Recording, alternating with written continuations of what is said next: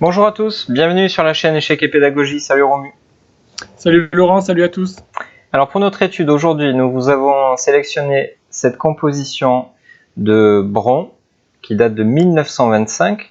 Le trait est au blanc et malgré la tour d'avance, votre mission est de faire match nul.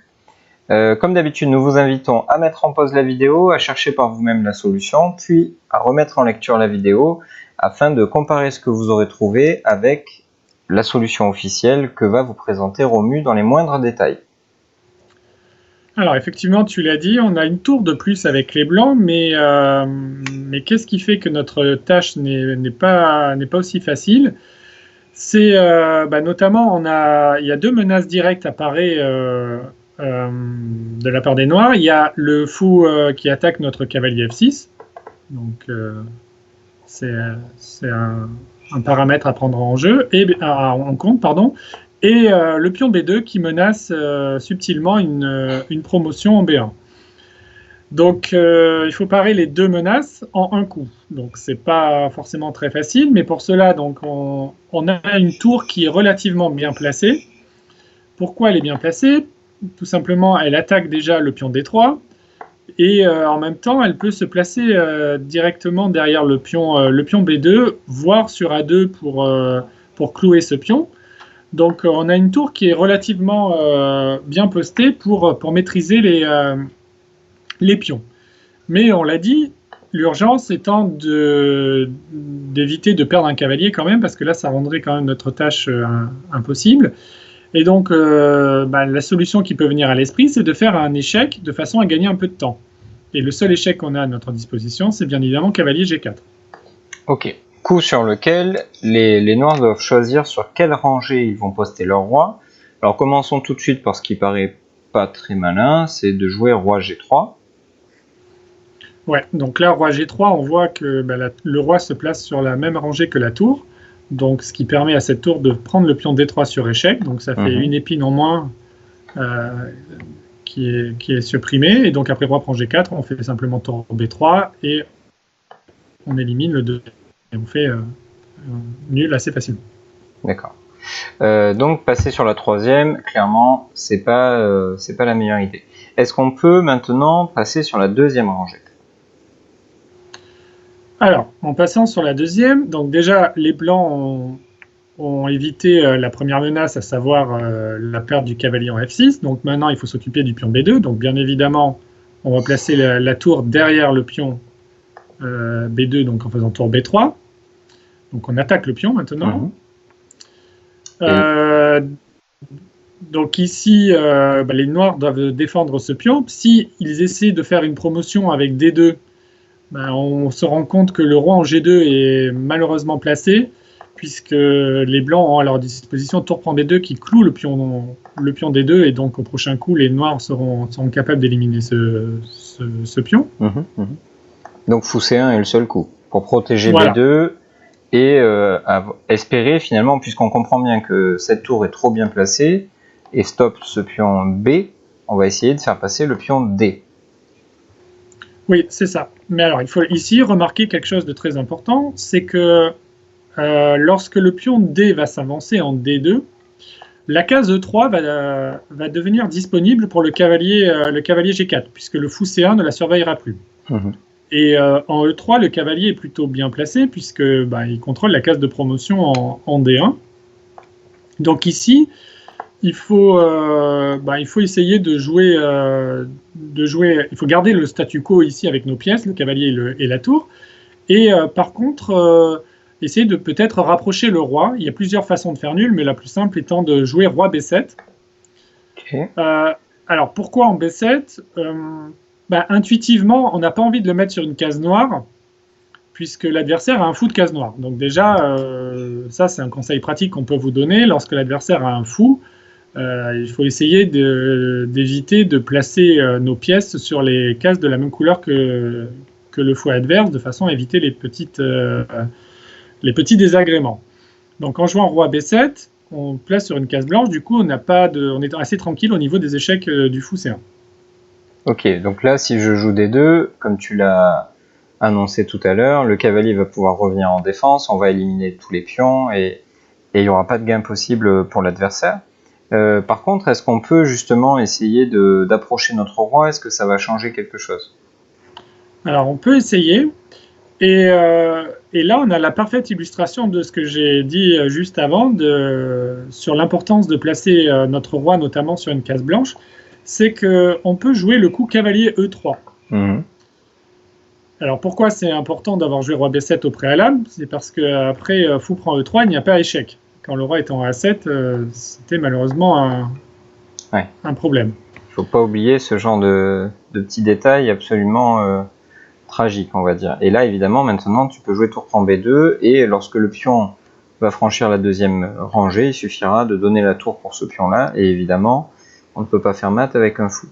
Ok, donc c'est assez clair. Si le roi passe sur la deuxième rangée, on n'a pas de souci avec les blancs, notamment parce qu'on a vu dans cette variante, après tour B3, D2, tour prend B2, on comprend bien que le roi noir ici, finalement, est un petit peu comme un cheveu sur la soupe. Donc, par élimination, le meilleur coup pour les noirs suite à cet échec, c'est de jouer roi G1 et de s'enlever de la troisième rangée et de la deuxième rangée pour les raisons qu'on vient de dénoncer. Alors, comment est-ce qu'on va s'en sortir? Ouais, alors, après roi G1, bon, évidemment, c'est toujours la même histoire, il faut s'occuper du pion B2. Donc, on place la tour derrière ce pion, on joue tour B3. Donc, on menace tout simplement d'éliminer le pion B. Donc là, encore une fois, les noirs ont une alternative, enfin deux alternatives, pardon. Soit ils défendent le pion par fou C1, soit ils avancent leur pion D pour menacer une nouvelle promotion. Donc sur fou C1, ici, comme d'habitude, on va utiliser, enfin comme tout à l'heure en tout cas, on va utiliser notre cavalier pour maîtriser le pion D. Et là, on peut passer par E5. On fait cavalier E5. Là, encore une fois, il y a plusieurs coups qui font nul, mais cavalier E5, c'est le plus direct. On attaque le pion D3. Donc, ça force D2. Et ensuite, après cavalier F3 échec, le roi doit bouger. On utilise la position du roi sur G1 pour pouvoir éliminer le pion D2 plus rapidement. Ok. Bon, mais au lieu de fou C1, les noirs ont quand même un coup bien plus tentant qui est D2. Puisque tout à l'heure, on avait vu qu'avec le rang G2, on avait le souci de tour prend B2 qui clouait notre pion, mais désormais, comme on a intelligemment mis notre roi sur G1, on n'a plus ce problème de clouage. Et là, le dilemme est quand même assez grand pour les blancs, puisqu'il faut éviter les deux promotions. La tour ne pourra pas le faire, et le cavalier semble dominer. Donc, quel est le sauvetage finalement? Alors, en fait, ici, il y a donc la menace, tu l'as dit, la menace directe, c'est D1 dame. Et en fait, il n'y a qu'un seul coup qui part la menace. La tour B3 est condamnée à rester derrière le pion B2 pour empêcher la promotion. Et le pion D2, il faudrait que ce soit le cavalier qui l'arrête. On s'aperçoit que cavalier E3 n'est pas possible puisqu'il y a fou prend E3 et échec. Donc c'est toujours la même histoire. Et là, on perdrait tout simplement. Et donc la seule case qui peut arrêter immédiatement le pion D2 et l'empêcher d'aller en D1, c'est cavalier F2. Alors ça peut paraître surprenant parce qu'il est en prise, mais on peut faire un peu l'analogie avec la variante tout à l'heure roi G2 où le roi allait sur la deuxième rangée. C'est qu'après roi prend F2, maintenant les noirs ont mis leur roi sur la deuxième rangée, du coup après tour prend B2, le pion D2 se retrouve de nouveau cloué, et les blancs vont être en capacité d'éliminer ce dernier pion et par là même de faire match nul. Donc très belle idée, malheureusement pour les blancs, c'est pas aussi simple, entre guillemets, puisque les noirs eux aussi font preuve de malice et trouvent ici le coup fou E3 échec. Oui, donc fou E3, donc c'est souvent le cas dans les études et même en général lorsqu'on calcule des positions comme ça où il y a de la tactique, il faut envisager toujours les échecs qui peuvent parfois changer beaucoup dans la position. Et ici, fou E3, c'est un essai assez astucieux puisque bien évidemment, donc le fou fait échec, on attaque le cavalier en F2 et bien sûr le fou n'est pas comestible puisque après tour prend E3, il y aurait B1 dame et les blancs perdraient. Donc on a l'impression qu'après fou E3, les noirs gagnent la partie. Mais, parce qu'il y a un mais, les blancs ont ici le coup très malin, roi A8. Alors, pour trouver roi A8, il faut essayer un peu de creuser, essayer d'imaginer un peu ce qui va se passer dans les 2-3 prochains coups. En allant à A8, en fait, le roi se met dans le coin et essaie de se coincer autant qu'il peut, à savoir le fou E3 qui contrôle la case A7 déjà. Alors bien sûr, il peut encore aller sur la colonne B, mais on va voir que la colonne B va être occupée par une autre pièce. Mais en étant un peu, un peu malin, en allant sur A8, on va chercher donc à se pâter. C'est le seul espoir de la position pour les blancs, puisque ils ne peuvent pas empêcher la promotion, on l'a bien compris. Et matériellement, ça ne va plus, puisqu'ils vont perdre le cavalier en F2. Donc là, d'ailleurs, le coup normal des noirs, c'est bien sûr tour prend F2. Fou prend F2, pardon. Donc là, on se dit, bon, c'est la fin des haricots. Il y a un des pions noirs qui va faire dame, et c'est terminé. Mais le seul espoir qui nous reste, et auquel on va se raccrocher, c'est donc la position du roi en A8 qui est enfermée, qui est un peu coincé par le fou F2. Donc maintenant, idéalement, pour chercher un patt, il faudrait se débarrasser de notre tour et que les noirs contrôlent les cases B7 et B8. Donc se débarrasser de la tour, ça va être assez facile. Ça, je pense qu'on peut trouver plein de moyens de donner la tour. Mais qu'est-ce qui peut faire que les cases B7 et B8 soient contrôlées ? Il faudrait qu'il y ait une pièce lourde sur cette colonne. Donc, quel est le moyen ? C'est de faire tour prend B2 échec. Il n'y a pas échec, mais pas échec, on peut jouer tour prend B2 quand même. D1 dame. Ok, forcé. Et là, le petit coup, tour B1. Très joli. Donc, on offre notre dernière pièce. Comme la dame noire est clouée, il n'y a pas le choix, obligé d'accepter. C'est ça. Et là, mission accomplie. Le fou F2 contrôle la case A7. Et les cases B7 et B8 sont désormais contrôlées par la dame B1. Et donc, c'est patt. Vraiment très étonnant parce qu'on ne le voit pas du tout venir. Hein. Quand on est dans la position initiale, on n'a pas du tout... On va se remettre justement dans cette position initiale.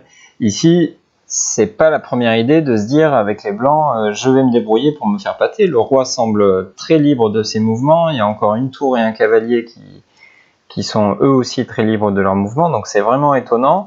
Qu'est-ce qui peut expliquer, comment on peut arriver à trouver une telle solution finalement ? Imaginer le patt dès le premier coup, c'est impossible. Je pense pour quelqu'un qui a un cerveau normalement constitué, c'est impossible. Donc ici, il faut procéder comme une enquête de police en fait. On a des indices et on récolte les indices et au fur et à mesure, on avance pas à pas vers la solution. Donc là, on identifie les menaces qui sont B1 et fou prend F6. Il faut les parer. Donc le seul coup qui pare les deux menaces, c'est de faire cavalier G4 de façon à faire bouger le roi adverse, donc roi G1, et ensuite donc jouer tour B3 pour parer la deuxième menace. L'adversaire fait D2. Donc il menace D1. Quelle est la seule façon de parer D1 ? C'est cavalier F2. Donc bien sûr, il faut avoir en tête que n'importe quel coup doit être envisagé, même les coups les plus surprenants comme cavalier F2, puisque ça met quand même le cavalier en prise. Donc là, on s'aperçoit que si le cavalier est pris, donc il vient sur la deuxième rangée, et donc il y a tour prend B2 et tout va bien. Là, il faut anticiper, encore une fois, les coups un peu surprenants, et donc les échecs notamment, et fou E3, donc on l'a dit, c'est l'idée astucieuse. Et là, on sent qu'on est au bord du précipice. On se dit, c'est quasiment terminé, je peux plus empêcher la promotion. Mais il faut toujours essayer de se raccrocher à un espoir et essayer de trouver l'inconvénient du coup adverse. Et l'inconvénient de placer le fou sur cette diagonale G1 à 7, c'est qu'après le coup roi A8, le roi est un peu plus coincé. Et donc, en se disant, mon roi est un peu coincé, est-ce que je ne peux pas exploiter ça ? Et ici, on peut, grâce à la variante que l'on a évoquée tout à l'heure, avec le don de la tour sur B1, de façon à attirer la dame sur cette colonne et contrôler les cases B7 et B8. Mais bien sûr, c'est pas évident. C'est clairement pas évident. Ouais, ce qu'on peut dire aussi, c'est qu'on a essayé, au début de la solution, on a essayé par des moyens classiques, on va dire, de stopper la promotion. Mais une fois qu'on voit que les moyens classiques n'ont pas suffi, avant de totalement baisser les bras, on se demande quel pourrait être le sauvetage exceptionnel qui pourrait venir nous sauver la vie. Et donc, il ne reste finalement que le PAT. Merci Romu pour la présentation de cette magnifique étude de Brown. On espère que vous avez apprécié cette étude. Si ce n'est pas le cas, vous êtes difficile, mais surtout que vous aurez apprécié la présentation que nous avons faite. On vous remercie de liker, de partager cette vidéo auprès de vos amis qui souhaitent progresser aux échecs. N'hésitez pas également à commenter, à nous dire ce que vous avez pensé, si vous connaissiez ce compositeur ou pas. Et nous vous disons à très vite sur la chaîne Échecs et Pédagogie. Au revoir, à bientôt.